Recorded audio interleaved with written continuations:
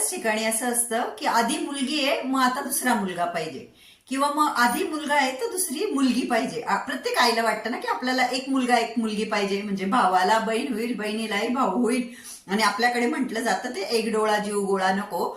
तर माझं गुरुचरित्राचं पारायण चालू आहे आणि आता 37व्या अध्यायामध्ये मी असं वाचलं की चौथ्या दिवशी जर तुम्ही शारीरिक संबंध केले तर तुम्हाला मुलगा होईल, 5व्या दिवशी केले तर मुलगी होईल.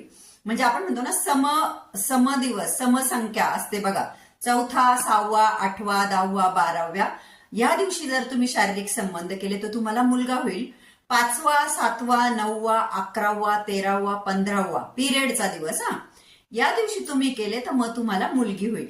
तर तुम्हाला मुलगा पाहिजे असेल किंवा मुलगी पाहिजे असेल तर तुम्ही हे आता ग्रंथामध्ये दिलंय, तर तुम्ही करून बघायला काय हरकत नाही. तर तुम्ही असा हा सोपा वेने ट्राय करू शकता असं मला वाटतं.